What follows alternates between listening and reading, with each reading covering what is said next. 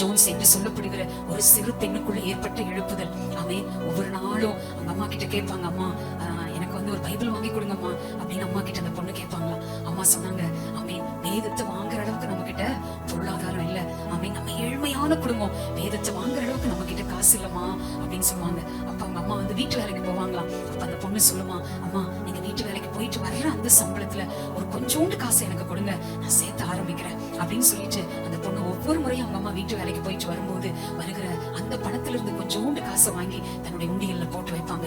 அதுக்கப்புறம் அவங்க வீடுகள்ல கோழி வளர்த்துவாங்களாம். அந்த கோழி வளர்த்தும் போது அவங்க அம்மா அந்த கோழி முட்டையிடும். அந்த முட்டையை கொண்டு போய் திருவா போய் ஒரு முட்டையை வித்துட்டு வருமா அந்த பொண்ணு. எதுக்கு தெரியுமா?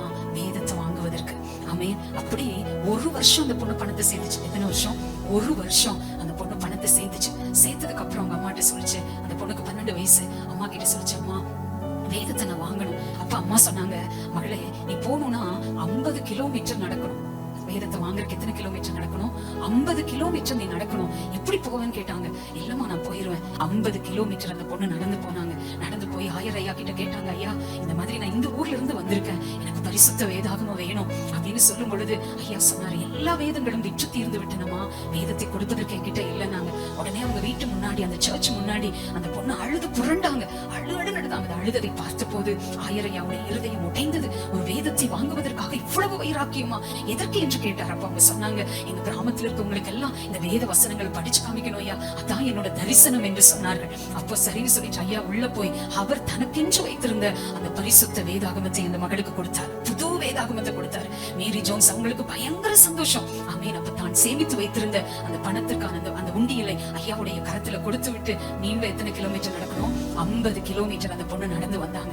நடந்து வந்து சோர்ந்து போயிட்டாங்க நடந்து வந்ததுல.